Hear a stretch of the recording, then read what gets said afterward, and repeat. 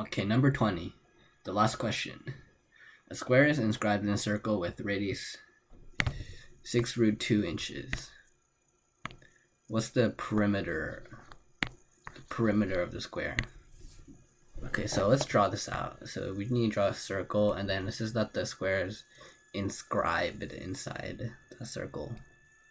And then so we know that means that this value, let's say that like this is the center of the circle, right? That means that the radius has to be equal to, it tells us that's equal to 6 root 2. 6 root 2. And then if you haven't noticed already, you could actually draw a right triangle. Like if you see, do you see the right triangle over here? So, and in a square, within a square, the triangles, this is gonna give you a 45, 45, 90 triangle. So that's 45 degrees. That's 45 degrees. And you should already know the properties of 45, 45, 90 triangle. If you don't, I'm pretty sure they give it to you on a formula sheet. So that could help you out.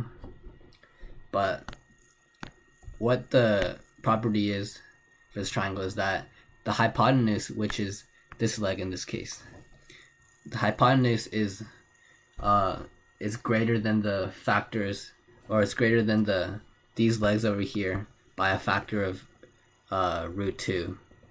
So that means that this leg over here, this has to equal to 6, and also this leg over here has to equal to 6. And so if this part over here is equal to 6, then we also know that this is also equal to 6, because we could draw another radius of 6 root 2 and do the same thing. So that means this is equal to 6, and then this part over here is also equal to 6. And then we know that 6 plus 6 is equal to 12. So that means that the whole side length of the square is equal to 12. But it's asking us for the perimeter, right? The perimeter of the square. And so we know that it's a square, so that means that this has to be 12 all over the other sides too. 12 and 12 and 12. And so to find the perimeter, all we gotta do is